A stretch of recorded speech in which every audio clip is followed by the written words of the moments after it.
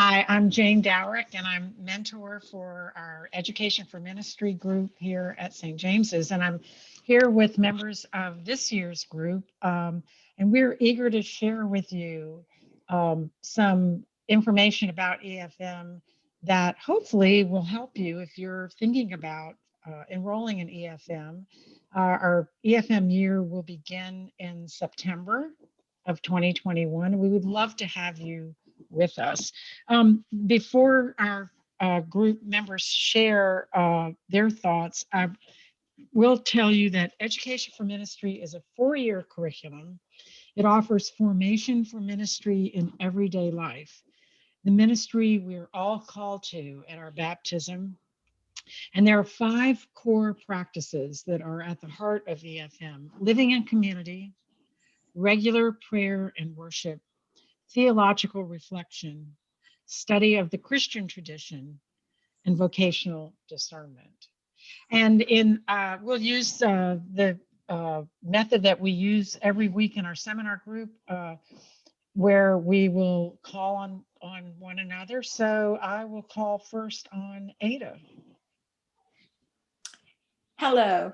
If you're asking yourself why EFM, the EFM program will take you on an exciting exploration of the Bible as you study core concepts of ministry like communications, Christian service, and leadership. The curriculum goals integrate Christian principles with professional standards to ensure that you complete the program prepared to serve with confidence and intelligence. All the classes in the EFM programs are designed to challenge you to reach your highest potential and the calling God has given you. Whether you desire to work in the field of Christian lay ministry, Christian education, or Christian human services, the program can prepare you to transform lives, especially your own. I will now call on Billy. I'd like to speak briefly about living in community, which is one of the core tenets of EFM. I'm Billy Baxter. I've been a member at St. James's since about 2000, 2001. And this is by far and away just the most special and the most unique community that I've been involved with. Among the many communities and subgroups that I've been privileged to belong to at St. James's. And as much as I love the community aspect of our getting together every week for 36 weeks, it's the living component that really jumps out. For 2 hours every week with a group of 36 weeks ago, strangers by and large,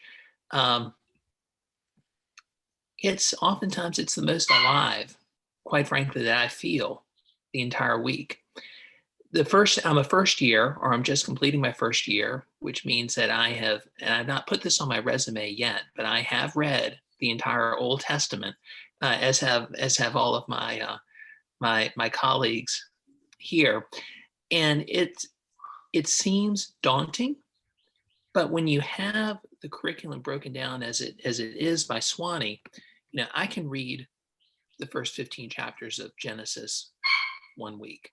Oh, next week is Leviticus and Numbers. I can do that.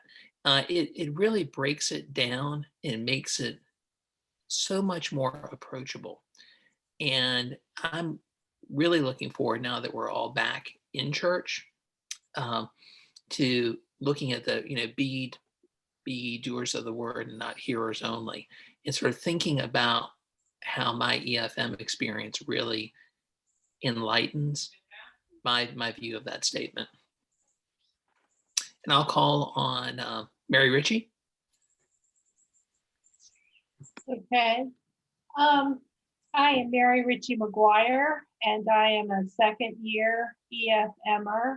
The first year focused on reading the Old Testament, and the second year focused on reading the New Testament. So this year for me was a year to synthesize and come to a greater understanding of the Christian Bible, the Old Testament and the New Testament, and how those two books relate to each other.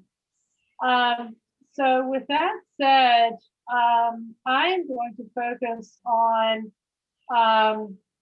theological reflection and study of the Christian tradition in my comments. I think that the practice of theological reflection, as learned through the study in EfM, has really added a great deal to my understanding of the Old and the New Testaments as the foundational texts of our faith. The practice of theological reflection is so helpful because it makes me deliberately stop and think more deeply about what I've just read. And not just think deeply about what I have read, but think about how I can take those ideas that I've gleaned through the readings and apply them to living in community, as Billy was speaking about. The other thing that I would like to speak on is the study of the Christian tradition. I find that this is important because so much of what we know about the Christian church, about the Episcopal church specifically, so much of what we know about Christianity is taken for granted. We think we know, but we don't really know. And EfM gives students a structured way to delve more deeply into what our history is and what our traditions are and why we hold them dear.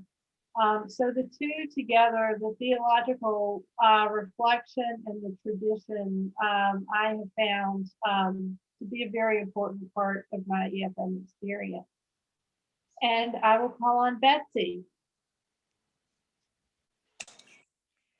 When I retired, I was asked what I planned to do in retirement, and I responded I'd like to travel and to deepen my faith and my knowledge and understanding of world history and religion. And I'm Betsy Blair, and I'm in year 3 of the 4-year curriculum, and EfM has done exactly that. I have read the Bible. I have reviewed 3,000 years of world history as shaped by religion. Most significantly, my journey has been a faith journey, living into my journey with God and doing so amongst kindred spirits in fellowship. My belief systems have been challenged, reformed, as well as awakened. I look forward to my final year and its anticipated wisdom, as well as to the path that will shape my ministries. Once travel is again an option, I will have a much deeper appreciation, understanding, and knowledge of place and the significance that Christianity has played worldwide. I call on Sharon Wayne. I wanted to do EfM for years, and I just was scared of the commitment. It just seemed way too much work and way too daunting. And I just kind of sat on the sidelines, nose to the glass, thinking, wow, that's a really cool program. Well, I finally jumped in the pool and started wading. And I'm so glad I did. I'm in year 2. My name is Sharon Wayne. And it is daunting. It is a commitment. And it is one I'm so glad I made. It has helped me grow spiritually. It certainly has helped me grow in community with some like-minded spiritual people that have been so uplifting and so comforting.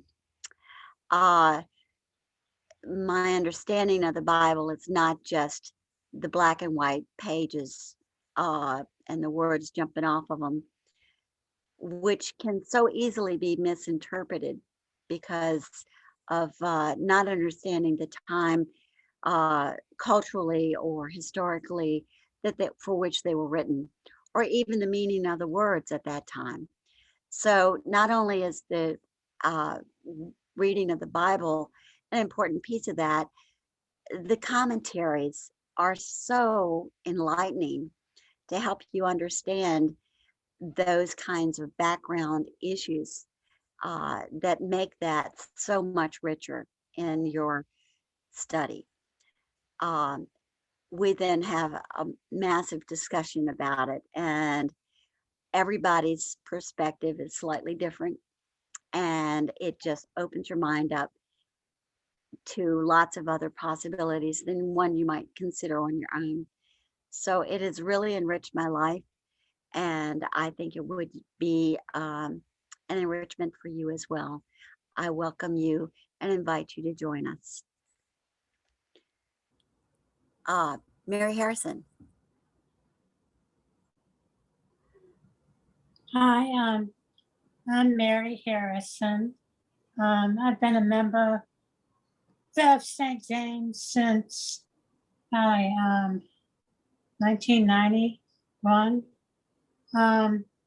St. James gave me many opportunities to be involved with the church through Wednesday night dinners, Pilgrim's Path, and lay Eucharistic ministry.